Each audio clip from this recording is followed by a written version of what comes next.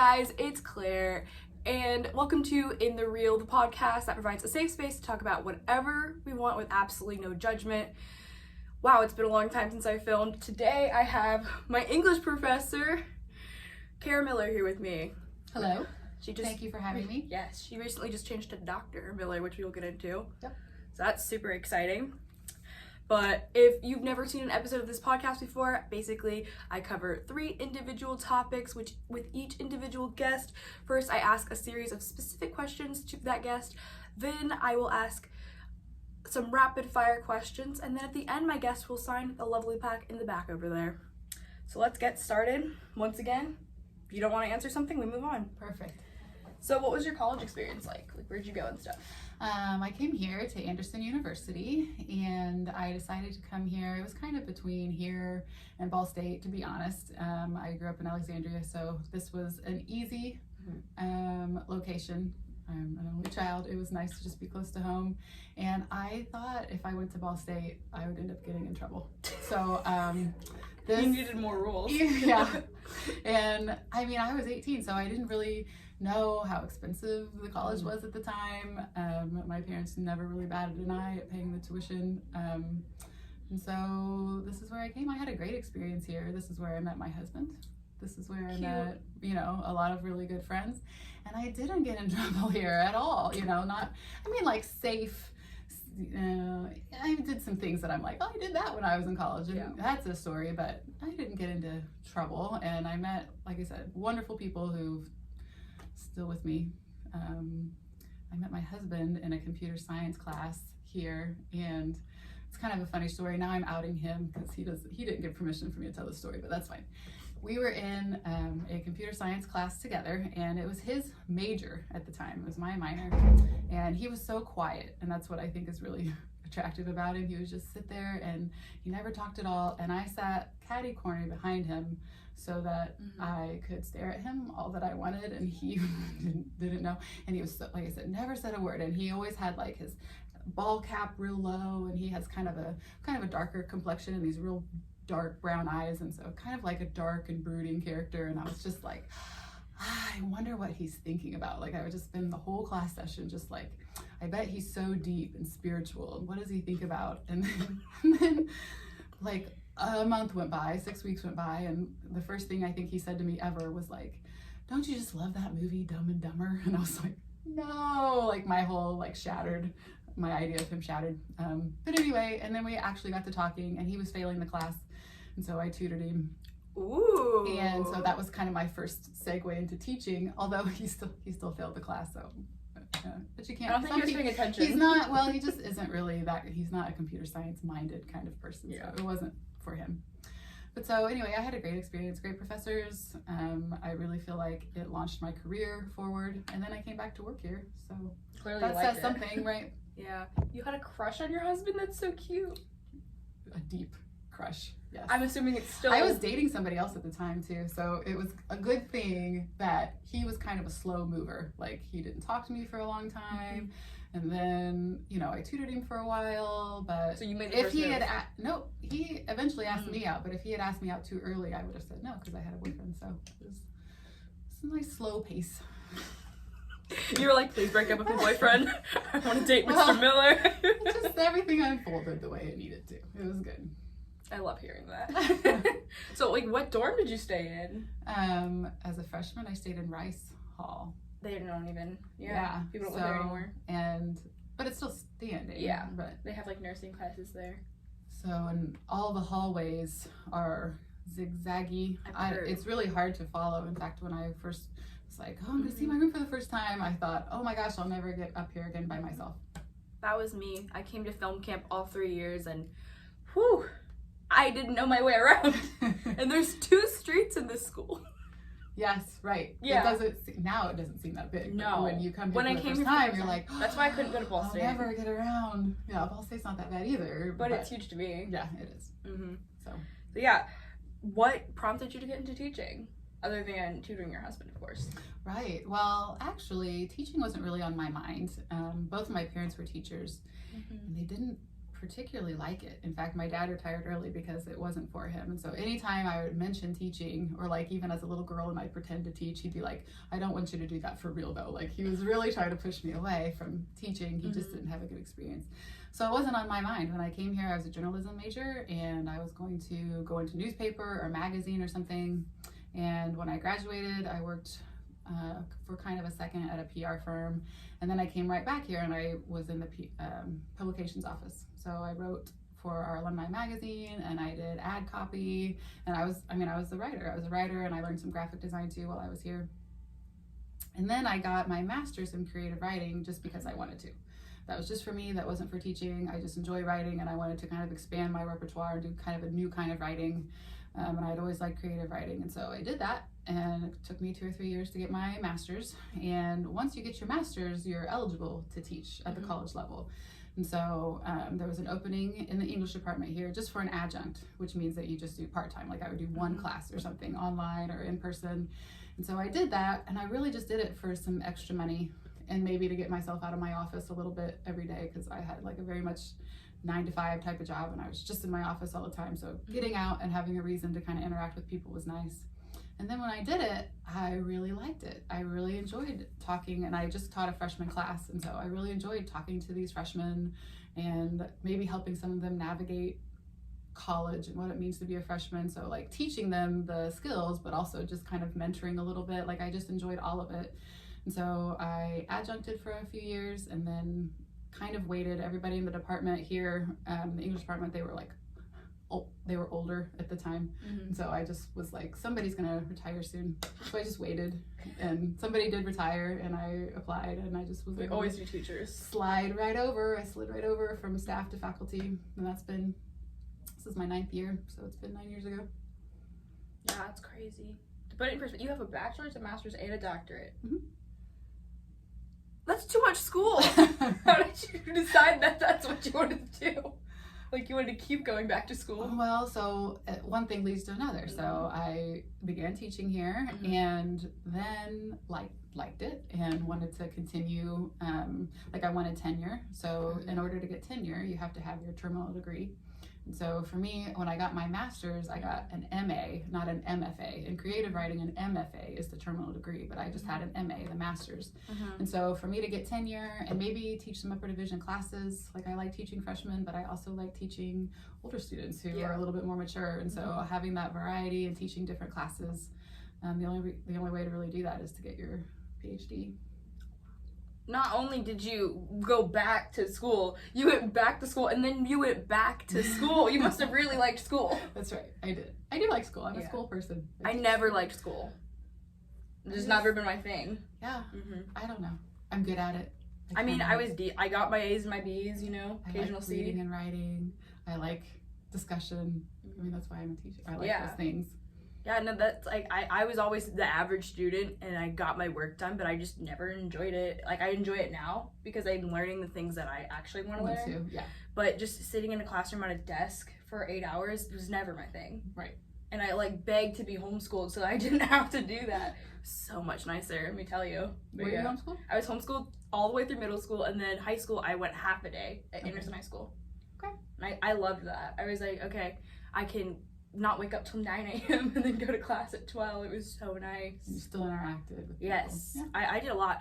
A big misconception about homeschool is that people don't get out of their house, and you never are at your house ever. You have co-op, you do sports, you're never at home. Yeah.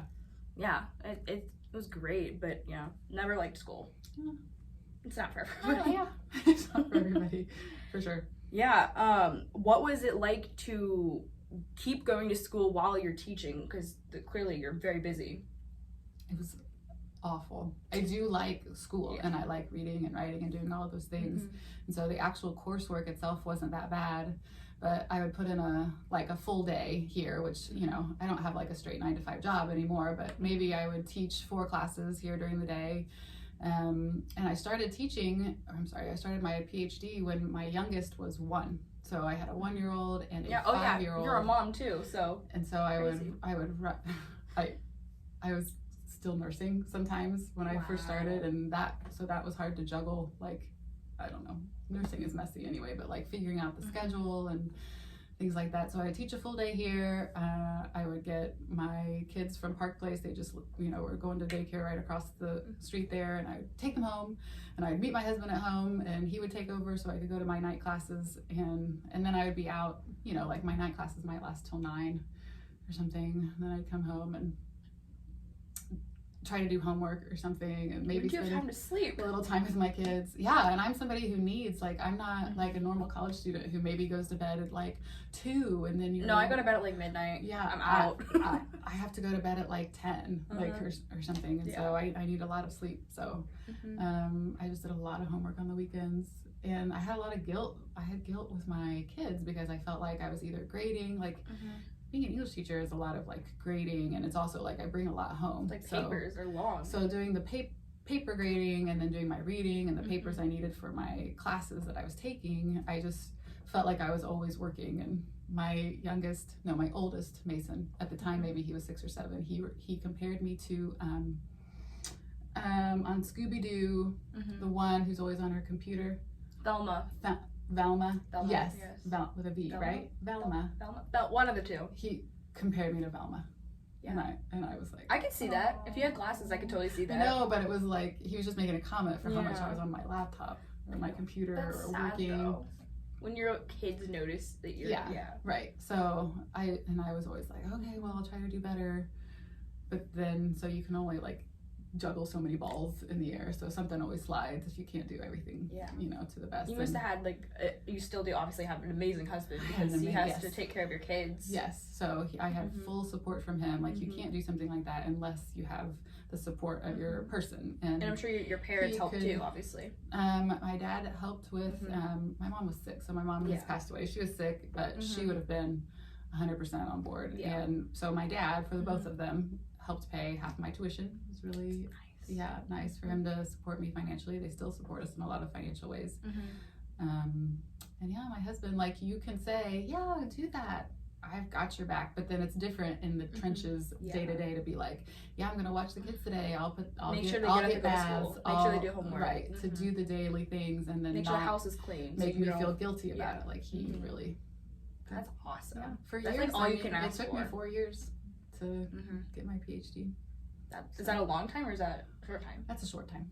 Well, I didn't go full time, so I guess maybe it's a long time. But like from the time some people spend 3 or 4 years just doing their dissertation, and I did my dissertation very quickly. You just wanted to get it done. I was just ready. I had a sabbatical. Oh, okay. So like, what's that like being on sabbatical? Wonderful. Love sabbatical. So last spring I didn't have any classes here, so I didn't have to come to the university at all. So I would just put my kids on the bus, and then I would stay home in my pajama pants, and I would work, for 3 or 4 hours. Your homeschool. Yeah, I did my homeschool. 3 or 4 hours, I would just write. I ended up with a 500-page dissertation, but I wrote 500 pages? 500 pages. But I wrote it, and I wrote it pretty much. I aspire.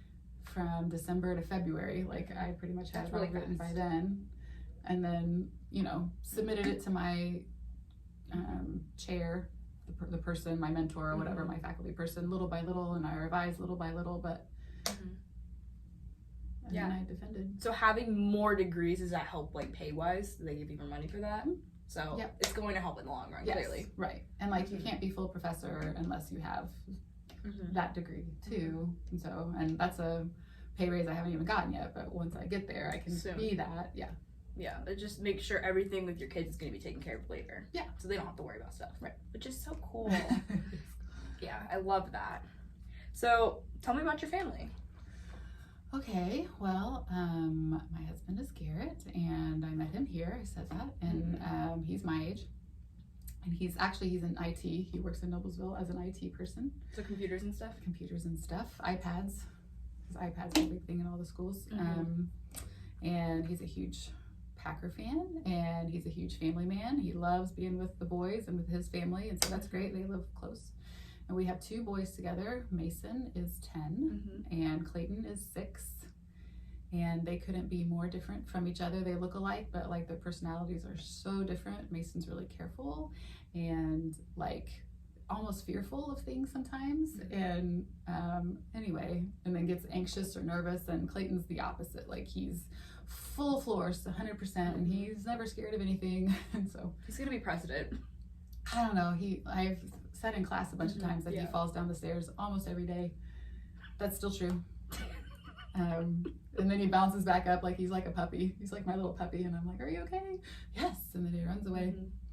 And my dad lives close too, so he's retired. He's almost 80. My dad's almost 80. That's crazy. So he had me late in life, but So did my he's parents. retired, but he still lives in the house where I grew up, kind of on a farm around all the rest of my family. My grandparents owned a farm, and so he just still lives on the farm. Comes and visits us once a week. That's nice. Yeah. Because my parents moved to Indiana. They're both from the South. None of their parents are here, so it's Yeah. like they were all alone. Yeah. But yeah. So we live pretty much around so my extended family is pretty much all around here. His, maybe not extended family, he's from Wisconsin, but like his parents and siblings, they're all around here. So That's we're super surrounded by nice. a lot of good family. And it's super cool that your husband does IT because the kids are going to be doing homework on computers very soon. That's right. And he will be able to help them. Not very soon, now. Now. It happens now. Yeah, Really? Really early. I Yeah. hate that. I don't think I played on a computer until I was maybe like 8 or 9 for the first time. Really? Not just like having a computer, you know, to play every second. It's required. It's a required part I of it. hate it. I love paper. I do too, kind of, yeah. Because you lose so many things on the computer. Well, it's just And then addicting. you get messed up, yeah. They get addicted to it. But hey, your husband knows how to fix things, so That's true. they can do whatever they want on the computer. It'll be fine. That's true. So, I was gonna ask, what is your favorite book? And do you have a favorite author? I really love the book Beloved. Okay. Oh my gosh, I just lost her name. She's famous. It's okay. I'll put it on the screen, maybe. Toni Morrison. Thanks. Toni Morrison? Toni Yeah. Morrison. Yeah. So I actually love reading about race theory, race issues, and so Beloved is one of my favorites. I also just read The Invention of Wings, which also is about slavery and some of those just social injustices, and I love reading those kinds of things. Right now I'm reading The Color Purple, which is a classic, but I hadn't read it, and so I'm reading it for the first time now. That movie was scary. Yeah, oh, I'm sure. Yeah. It's a scary book, kind of. So anyway, those are dark, deep, depressing issues, but I like reading. I like reading about them. So you're more of like a historical kind of fiction type of person? That's always interesting. Or like nonfiction? Yeah, I guess so. And then another favorite book is, and this isn't historical fiction, is The Lovely Bones. I haven't seen the movie because I don't want to ruin the book, but I don't even know why good things, and I've heard bad one of my things. favorites. I like it so much, I think because of the shift that the main character does when she's, you know, she's not living very long in the book, and she's murdered pretty quickly in the beginning, so that's not a spoiler, she just is. And then the rest of the book shifts when she's like in heaven, so it almost never does it shift from like a limited perspective to an omniscient perspective. But that's what happens, and I think that's kind of a cool writing I think technique. it's always weird when people who write for a living or go to school for that read books, and like I want to hear their takes on those. Yeah. Because it's always going to be different than what the author intended. Yeah. Well, and it's like it broke a rule, but you know, rules are meant to be broken if you do it the right way. And so the way that she broke the rule, and then the character was like watching her family try to solve her mystery, the mystery of her murder. It was just, I mean, I thought it was really interesting. Again, kind of dark though. I love dark. I guess I like dark. Well, if you paid attention to any things I wrote, they were all sad. Yeah. Sometimes it's easy to write sad things. Meaning to unpack I as know. opposed to just happy. Yeah, sad things are always the best. And that's not life. Happy isn't life. You know? Very true. Yeah, I've always been more of a fiction person. I just like getting lost in someone else's world. I guess that's why I want to make movies. Yeah. Because then I can make the book come to life, but be true to the book. Yeah. Because it irks me when people try to make a book into a movie and they change things, and I'm just like, no. Like, whether I like it or not, it's yeah, for sure. One of my favorite books is actually The Magic Half. Okay. Have you ever heard of that book? I forget who it's by, but it's about this girl who was born in the middle of 2 sets of twins. So she has like younger twin sisters and older twin brothers, and she was always left out. And so she goes back in time to save her twin sister. Oh, wow. I know, it's such a good book. I read it in 4th grade. It was so good. Nice. Yeah. Do you have a favorite poem or a favorite poet? I I'm not as much into poetry. I teach it, and I enjoy teaching it, and I enjoy reading it, but I don't necessarily take a bunch of time out to do it, if that makes sense. And so the things that we read in class together, I haven't really gone a whole lot outside of that. Like I have books of poetry and I'll thumb through them sometimes, but I haven't gone to the extent of like having a favorite, I guess. Yeah, I love poetry, but I don't read it ever. I just like writing it. Yeah. Because it flows very easily for me. I just like writing it. I don't read poetry at all. Yeah, I enjoy it, but I don't know that I have a favorite, or I can't even tell you the last book of poetry that I read that wasn't like part of my master's, you know. Or part of our class. Yeah. Yeah, I couldn't tell you either. Or maybe, no, high school, for sure. We did poetry in high school. A short little lesson. Whew, that was... My teacher in high school was crazy. She just would talk about dead poetry and, like, strippers in the same sentence. And we're just like... What? Yeah, that's how you knew you were learning something, because you had to recall, you know what I mean, what happened. And she would just say the most bizarre things. But it worked, because then you would recall. You're like, oh, that correlates with that. She was crazy, but we all loved her. Interesting. So my final question that I have right now for you is, what's it like having me in your class? I enjoy having you in class. Really? I enjoy having you in class because I always enjoy when people are listening. So I almost always look up and you're looking back at me. So that matters more than I think students realize, that if I look up and I really put some time into a lesson and they're on their phone or something, I mean, that's like, ugh.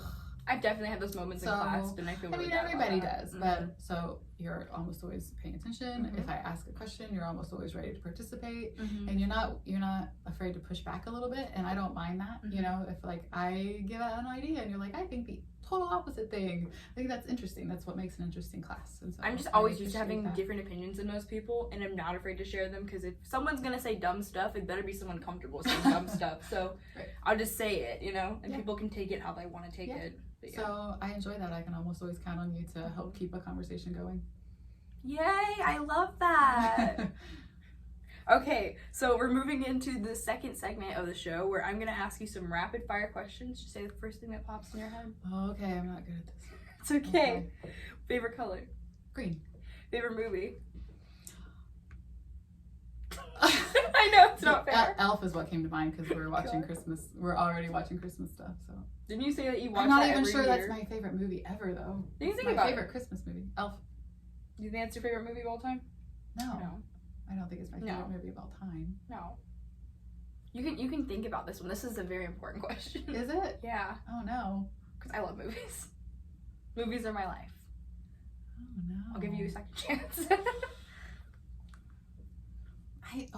So I also have kind of an aversion to what's your favorite blank, because I'm a lover of lots of things. I know. It's not a fair question. Even like I have narrowed down my favorite color, but it's just my answer. I love all the colors. I know. So this is the point of this. This is the point of this segment, to make you also. That's I don't know.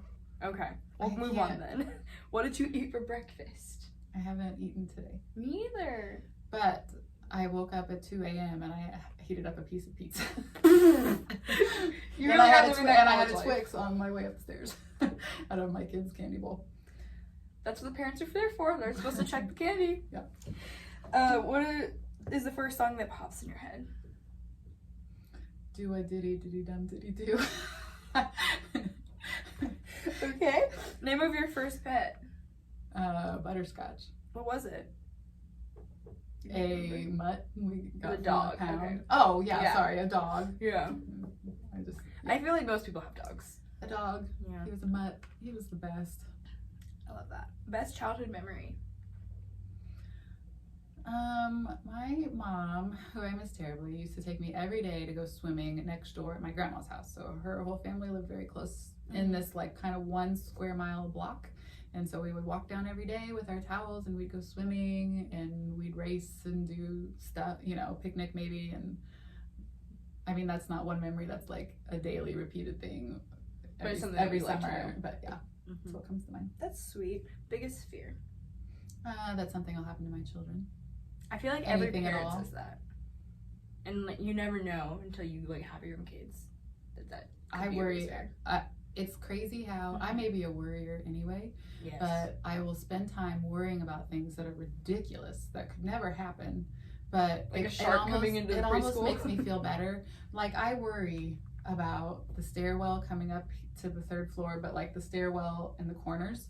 And I have stayed up at night worrying about like holding I was just saying how my youngest is really like a puppy, and he falls down our stairs all the time. And so, but this is an open stairwell and it goes up 3 flights. And so like if he fell, he would, so I think about him falling down 3 flights of that cement. Anyway, I feel like parents, I think I stay up worrying about things like that because somehow I've thought about it and I've worried about it, and then I'm going to make sure it never happens. It's like a way of safeguarding. Yeah, but I mean, he's going to fall. He's going to get back up. And that's just a thing that you not from that stairwell. Not from that stairwell, but in general. But it means that like whenever he comes, I'm going to tuck him way against the wall, and I'm going to hold his hand really tightly. Say, hold the railing. And I'm going to push him as we go against the wall so that he, you know what I mean? It's like going to the roller rink. It will never happen. You're going to make sure of that. Okay, what is your biggest regret?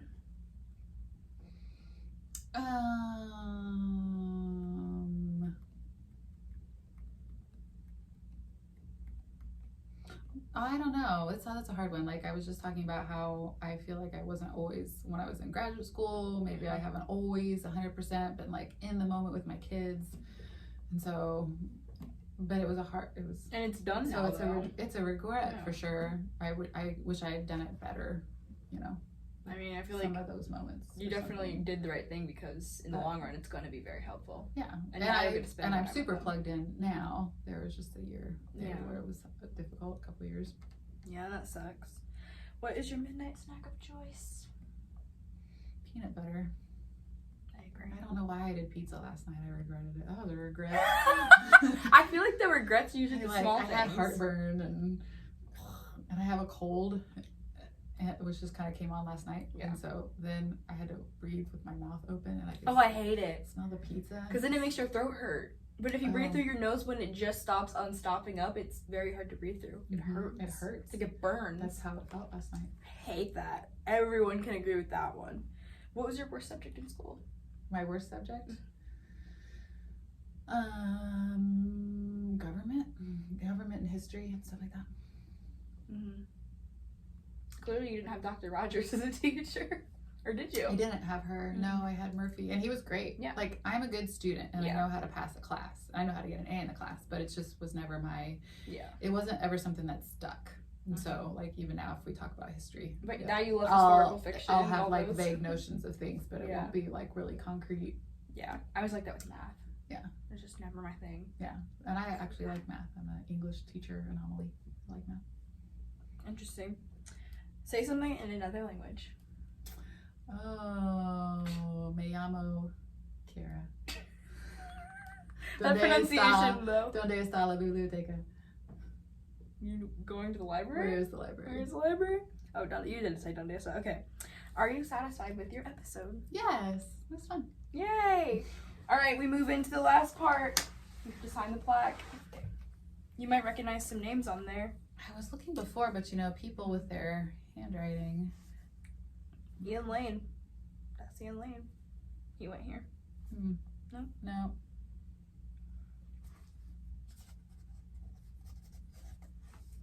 Cute. We love it. We love it. Thank you so much for coming on to the podcast. It was fun. It was nice to get back into this. Good. All right. Well, I will see you guys in another episode. Bye.